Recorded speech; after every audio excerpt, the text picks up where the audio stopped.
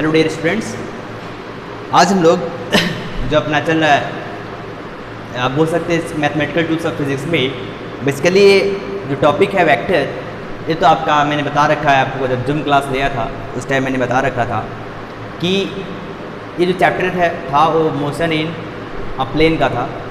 But इस topic को मैं पहले डिस्कस करा दे रहा हूँ, ठीक है। उसके पीछे कुछ रीजन है, कुछ कंसेप्ट सीखने को मिलेंगे, ठीक है। उसीलिए मैं पहले इसको बता दे रहा हूँ, ठीक है।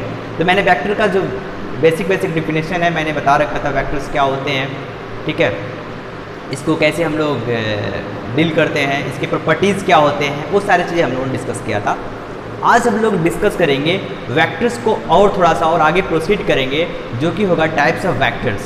बोल सकते हैं इसको एक टाइप्स ऑफ वेक्टर्स के डोमेन में रख सकते हैं बेसिकली, ठीक है। तो चलिए इसको हम लोग आगे प्रोसीड करते हैं। सबसे पहले जो पढ़ना है बच्चों, वो क्या पढ़ना है, हमको समझना है बेसिकली कि कुछ जैसे मान लीजिए जो फिजिक्स में अक्सर डील होता रहता है, कोई रेफरेंस फ्रेम है, उसका पोजीशन क्या है, किसी भी पार्टिकल का पोजीशन क्या है, ठीक है, उसका डिस्प्लेसमेंट क्या है, ये सब में हमको डिफरेंस समझ में नहीं आता। चलिए ये सब हम लोग सीखते हैं, ठीक है। तो हेडिंग क्या डालना होगा, पहला पोजीशन वेक्टर के बारे में कि ये पोजीशन वेक्टर क्या वाला है, ठीक है, इसको समझते हैं, ठीक है। पोजीशन वेक्टर का मतलब क्या होता है बच्चों कि जैसे कोई भी रेफरेंस फ्रेम यदि हम माने, मतलब कोई कोऑर्डिनेट सिस्टम यदि माने, ठीक है, और इस ओरिजिन यहाँ पे डेफिनेटली कुछ ओरिजिन होगा और ये एक्स एक्सिस है और ये वाई एक्सिस है, ठीक है। तो इस ओरिजिन के रेस्पेक्ट में किसी पार्टिकल का पोजीशन ही कहलाता है पोजीशन वेक्टर, ठीक है। जैसे मान लीजिए कि और किसी टाइम टी पे कोई भी टाइम है, उस कंडीशन में किसी पार्टिकल का ओरिजिन के रेफरेंस में या फिर ओरिजिन के रेस्पेक्ट में जो पोजीशन होता है उसी को हम लोग क्या बोलते हैं, पोजीशन वेक्टर बोलते हैं। मतलब इस केस में जो पोजीशन वेक्टर होगा वो क्या होगा, ओपी वेक्टर होगा। इस केस में जो पोजीशन वेक्टर होगा वो बच्चों वो क्या होगा, ओपी वेक्टर होगा, ठीक है। उसे हम लोग क्या बोलते हैं, पोजीशन वेक्टर बोलते हैं। मतलब यही हुआ कि पोजीशन वेक्टर का डिफिनेशन कोई पूछे तो हम लोग क्या बताएंगे, it is the position of an object, it is the position of an object with respect to the origin, it is the position of a particle या फिर of object, it is the position of the particle of a object at a time t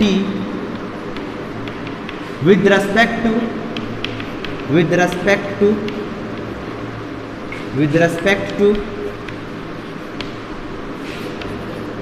the origin of the reference frame, ठीक है। ये होता है आपका क्या, position vector. यहाँ पे पोजीशन वेक्टर फ्रॉम फिगर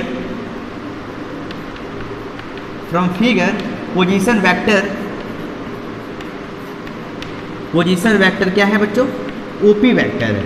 यहाँ पे जो पोजीशन वेक्टर को पूछेगा क्या बताएंगे, ओपी वेक्टर बताएंगे, ठीक है। अब हम लोग समझते हैं एक और होता है डिस्प्लेसमेंट वेक्टर। डिस्प्लेसमेंट वेक्टर क्या होता है, इसको थोड़ा सा हम लोग समझने का प्रयास करते हैं, ठीक है। इसको फिलहाल समझ में आ गया होगा। अब पोजीशन की जगह मैं यहाँ पर डिस्प्लेसमेंट रखूँगा, डिस्प्लेसमेंट वेक्टर, ठीक है। डिस्प्लेसमेंट वेक्टर ये क्या होता है, इसको समझिए। बेसिकली ये क्या होता है कि जो पोजीशन के जो चेंज होता है उसी को हम लोग बोलते हैं क्या, डिस्प्लेसमेंट वेक्टर। इन दस कहने का मतलब क्या हुआ कि जैसे मान लीजिए कोई पार्टिकल है, उस पार्टिकल का जो पोजीशन है एट टाइम टी पे वो कितना है, मान लेते हैं कोई पॉइंट पी है एट टाइम टी पे, और यदि ये, ठीक है, किसी और टाइम टी डैश पे अपना पोजीशन चेंज करता है जो कि क्या होता है पी डैश, ठीक है, और ए रेफरेंस फ्रेम से, मतलब यहाँ पे कोई एंगल बनाता है थीटा, ठीक है। तो यहाँ पे ओपी वेक्टर है, यहाँ पे ओपी डैश वेक्टर चला जाता है। तो इस केस में जो आपका डिस्प्लेसमेंट वेक्टर होता है ये क्या है, position at point at time T है। ये क्या है, पोजीशन एट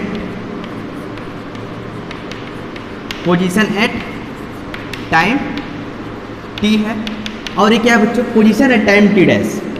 पोजीशन किसका, पोजीशन उस पार्टिकल का या फिर उस ऑब्जेक्ट का, position of the particle position फिर ऐसे लिख दीजिए एट टाइम टी डैश।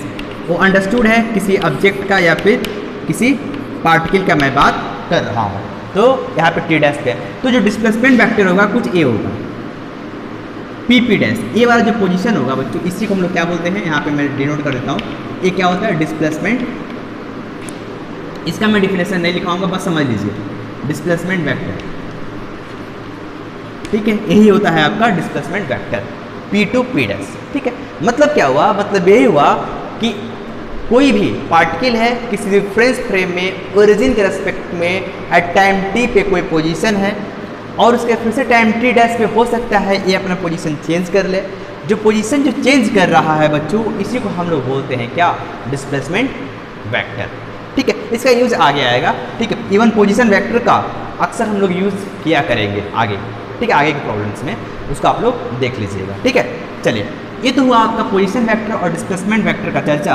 इसके बाद अब आगे चलते हैं थोड़ा सा, और वहाँ पे हम समझते हैं कि टाइप्स ऑफ वेक्टर में, और आगे जब बढ़ेंगे तो वहाँ पे पढ़ेंगे पहला क्या, एक होता है इक्वल वेक्टर्स। एक क्या होता है बच्चों, इक्वल वेक्टर। इक्वल वेक्टर होता है। ठीक है, इक्वल वेक्टर का मतलब क्या होता है, इसको समझते हैं। यदि कोई वेक्टर है, दो वेक्टर है, दो वेक्टर इक्वल तभी होगा जब उसका मैग्नीट्यूड और डायरेक्शन दोनों क्या है बच्चों, बराबर होते हैं। तब जाकर हम लोग क्या करेंगे, वो वेक्टर क्या है, इक्वल है। मतलब जैसे मान लीजिए कोई ए वेक्टर है, ए है, दूसरा क्या है, बी वेक्टर ए है। यदि इसका मैग्नीट्यूड और डायरेक्शन दोनों बराबर है तो क्या होगा, इक्वल वेक्टर होगा। मतलब magnitude and direction, magnitude and direction, direction both must be equal, both must be same, must be. Two vector are said to be equal vectors, कुछ ऐसे लिखें, two vectors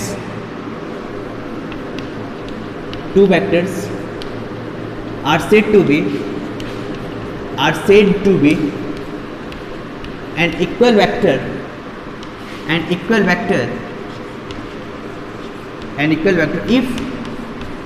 if both have same direction and magnitude, if both have same magnitude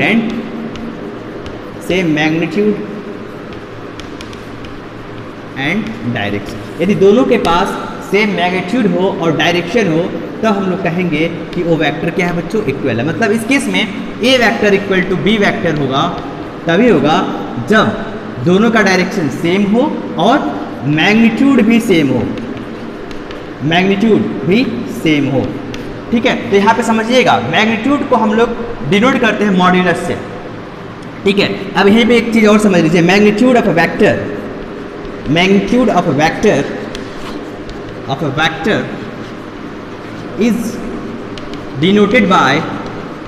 is denoted by mod, फिर modulus. ठीक है, modulus क्या बोला है भाई, मॉड्यूलस का मतलब दो लाइन है, इस तरफ खींच देते हैं तो ये मॉड्यूलस होता है। जैसे मान लीजिए यहाँ पे ए है, तो इसका मतलब ए का मैग्नीट्यूड शो कर रहा है, ए वेक्टर में यहाँ पे लिख दूँ, ए वेक्टर का मैग्नीट्यूड शो कर रहा है। ठीक है, यदि मैं यहाँ पे बी लिख देता हूँ तो बी वेक्टर का मैग्नीट्यूड शो कर रहा है। ठीक है, तो इसको हम लोग बोलते हैं मॉड्यूलस। ठीक है, तो magnitude of vector is denoted by modulus. ठीक है, दो वेक्टर इक्वल तभी होंगे जब ये क्या होंगे, आपस में इक्वल होंगे और डायरेक्शन भी क्या होगा, सेम होगा। ठीक है, समझ में आया। चलो, इसी को हम लोग क्या बोलते हैं, इक्वल वेक्टर बोलते हैं। ध्यान देना, डायरेक्शन भी सेम है ए वेक्टर और मैग्नीट्यूड भी सेम है, तब जाकर हम लोग बोलेंगे क्या होगा आपका इक्वल वेक्टर। ठीक है, और इक्वल वेक्टर कब होता है, आप लोग भी पढ़ चुके हैं कि कोई भी वेक्टर है उसको आपस में पैरेलल यदि शिफ्ट करते हैं तो उस कंडीशन में भी क्या होता है, वो इक्वल होता है। जैसे मान लीजिए कि ए वेक्टर को ये है, ठीक, और यहीं यहाँ पे शिफ्ट भी ये भी हो गया, ए वेक्टर ये हो गया, बी वेक्टर ये हो गया, तो ये दोनों क्या है, मैग्नीट्यूड सेम है। यदि मैग्नीट्यूड सेम है और डायरेक्शन भी आप लोग देख ही रहे सेम है, तो इस केस में भी ए वेक्टर इज इक्वल टू क्या हो जाएगा बच्चों, बी वेक्टर हो जाएगा। ठीक है, तो ये तो कहानी थी ए वेक्टर सॉरी इक्वल वेक्टर का।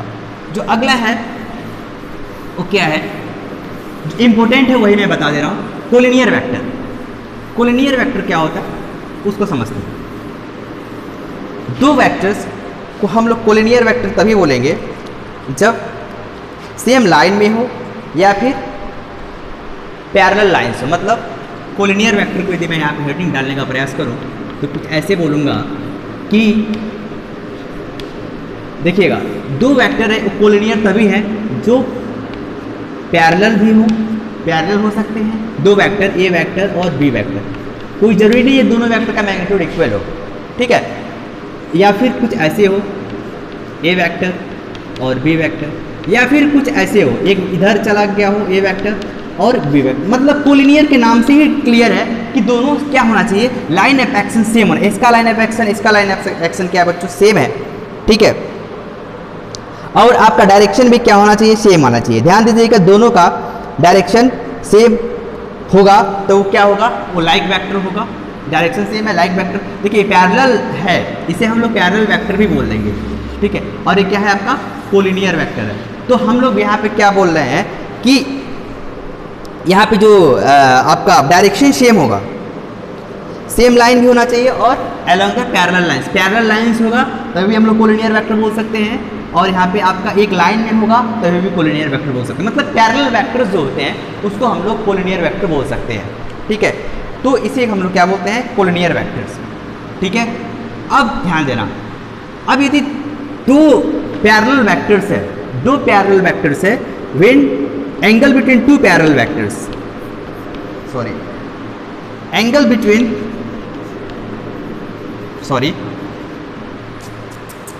Angle between two parallel vectors,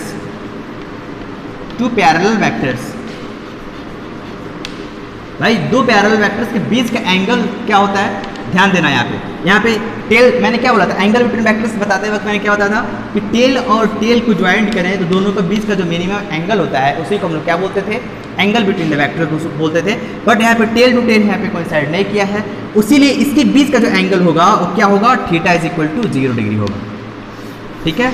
मतलब दो parallel angle between parallel vectors, ठीक है, इज व्हाट पैरेलल वेक्टर है, पैरेलल वेक्टर के बीच का जो एंगल होता है क्या होता है, 0 डिग्री होता है। यही एंगल बिटवीन एंटी पैरेलल, ठीक है, एंटी एक वेक्टर इधर है दूसरा वेक्टर इधर है, इस केस में देखिए इसके एंगल के बीच से क्या हो जाएगा, थीटा इक्वल टू 180 डिग्री हो जाएगा, या फिर पाई हो जाएगा, 180 डिग्री और पाई सेम चीज़ है, ठीक है। ये बस ये रेडियन में है और ये थीटा 180 डिग्री में है, ठीक है। तो आप लोग बोल सकते हैं कि angle between anti parallel vectors क्या होता है, वो 180 डिग्री होता है, ठीक है। तो ये तो हुई बात। अब जो मेन चीज़ है वो हमको पढ़ना है, इसमें बस हमको बेसिक आपका डेफिनेशन जान लेना था। जो मेन चीज़ है आपको पढ़ना है वो क्या है, यूनिट वेक्टर के बारे में पढ़ना है, ठीक है। यूनिट वेक्टर्स जितने भी टाइप्स ऑफ वेक्टर है उसमें सबसे इंपॉर्टेंट है, इस पर मैं टाइम दूंगा, ठीक है। ध्यान दीजिएगा, मैं खुद आप लोगों को क्या करूंगा, जो इंपॉर्टेंट चीज़ है उस पर मैं ज़्यादा टाइम अपना देने का प्रयास करूंगा। जो ऐसा लगेगा कि वो इंपॉर्टेंट ज़्यादा नहीं है, सिर्फ आपको थोड़ा सा कंसेप्ट उसका समझना है, तो उस पर मैं ज़्यादा टाइम खुद नहीं दूंगा, ठीक है। चलिए स्टार्ट करते हैं कि यूनिट वेक्टर के बारे में समझते हैं कि यूनिट वेक्टर होता क्या है। यूनिट वेक्टर के बारे में समझते हैं। यूनिट वेक्टर का मतलब ये होता है कि कोई भी वेक्टर है उसको यूनिट वेक्टर यदि हमको समझना है, जिसके पास क्या हो, नाम से क्लियर है, जिसका मैग्नीट्यूड क्या हो, यूनिटी हो, मतलब 1 हो और उसका कुछ पार्टिकुलर डायरेक्शन हो, तो जाकर वो क्या होगा, यूनिट वेक्टर होगा। मतलब क्या हुआ, मतलब यह हुआ कि अब unit vector is a vector which has a unit magnitude होता है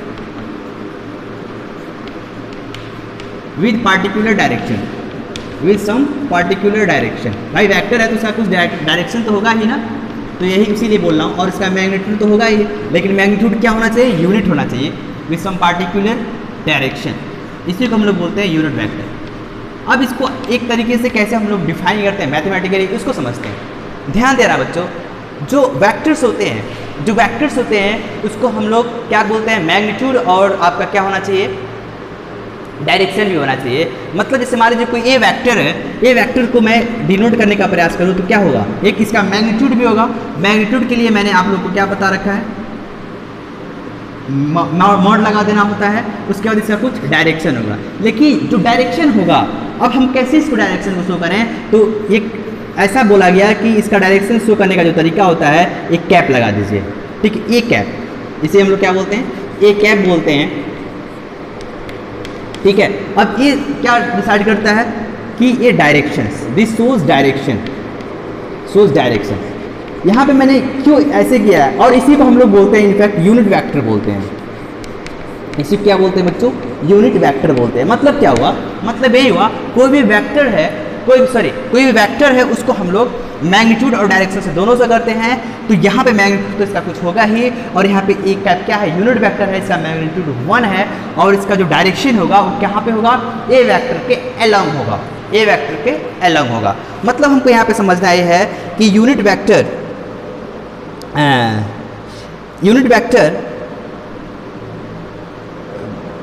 को कुछ हम लोग चलिए कोई बात नहीं।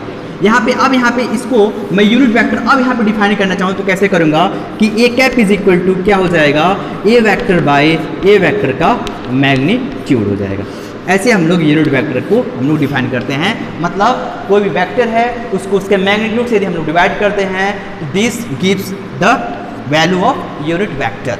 तो ध्यान देना, दिस इज यूनिट वेक्टर, इसी को हम लोग क्या बोलते हैं, यूनिट वेक्टर बोलते हैं।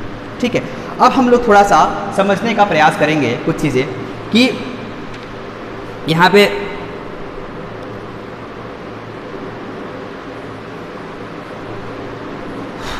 ठीक है। अब यहाँ पे एक चीज़ और समझेंगे कि यूनिट वेक्टर के पास कोई डायमेंशन नहीं होता है, ना ही इसका कुछ क्या होता है, यूनिट ही होता है। कोई डायमेंशन और यूनिट नहीं होता है, बस इसका मैग्नीट्यूड होता है जो कि क्या होता है, 1 होता है। ठीक है, अब हम लोग कोऑर्डिनेट सिस्टम के बारे में बात करूंगा। कोऑर्डिनेट सिस्टम में हम लोग यूनिट वेक्टर को कैसे डिनोट करते हैं उसको समझ लेते हैं। ठीक है, इतना एक्सपेक्ट करता हूं कि आप लोग को समझ में आ गया होगा। ठीक है, इरेज करो। अब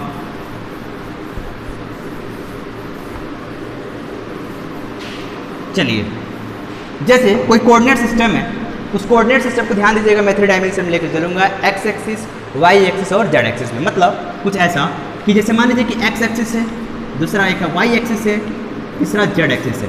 ध्यान दीजिएगा, आप लोग को पता है कि नहीं ये बात, ठीक है, क्लास फर्स्ट ईयर है, आप लोग छोटे क्लास में पढ़े हैं कि नहीं पढ़े हैं, तो ध्यान दीजिएगा, ये तीनों जो होते हैं वो क्या होते हैं बच्चों, ये परपेंडिकुलर होते हैं, आपस में परपेंडिकुलर होते हैं। इसको मैं कैसे सिखाऊं, ऐसे मैं सिखा सकता हूं कि जैसे मान लीजिए ये एक्स एक्सिस है, ये वाई एक्सिस है, और जेड एक्सिस जो होगा जस्ट इसके परपेंडिकुलर होगा। ठीक है, चाहे अंदर की तरफ हो चाहे बाहर की तरफ हो। ठीक है, तो इसे हम लोग क्या, अब चूंकि मैं 3 डायमेंशन में है, 2 डायमेंशन हमको मैं ड्रा करना होता है, इसीलिए मैंने यहाँ पे ड्रा किया है। नहीं तो इसका बीच का जो एंगल्स होते हैं क्या होते हैं बच्चों, 90 डिग्री होते हैं। अब यूनिट वेक्टर, ठीक है, x axis, positive x axis, ये पॉजिटिव एक्स एक्सिस है, ये पॉजिटिव वाई एक्सिस है, और ये पॉजिटिव जेड एक्सिस है। तो x axis, positive x axis के अलोंग जो यूनिट वेक्टर होता है, इसको डिनोट करने का जो तरीका होता है आई कैप होता है, और पॉजिटिव वाई एक्सिस के अलोंग जो डिनोट करने का तरीका होता है जे कैप होता है, पॉजिटिव जेड एक्सिस के तरफ क्या होता है, के कैप होता है। मतलब क्या हुआ, मतलब यही हुआ कि unit vector along the positive x-axis, y-axis and z-axis is represented as या denoted as I cap, J cap and K cap respectively। और जो इसका मैग्नीट्यूड का मैं बात करूँ तो कितना होगा, मतलब I cap का magnitude is equal to J cap का मैग्नीट्यूड होता है, is equal to K cap का मैग्नीट्यूड होता है, जो कि इसकी वैल्यू क्या होती है, 1 होती है। इस बात को ध्यान रखिएगा। ठीक है, ये हो गई आपकी यूनिट वेक्टर की कहानी। ठीक है, तो इस यूनिट वेक्टर से रिलेटेड मैं कुछ क्वेश्चन करा दूंगा। ठीक है, वो कर लीजिएगा, असाइनमेंट के रूप में दे दूंगा, और फिर मैं उसको डिस्कस भी कर लूँगा। ठीक है, तो कोशिश करता हूँ या फिर एक्सपेक्ट करता हूँ कि आप लोग को समझ में आया होगा। ठीक है, अभी के लिए बस इतना ही। Thanks for today and all the best for tomorrow. Enjoy your life.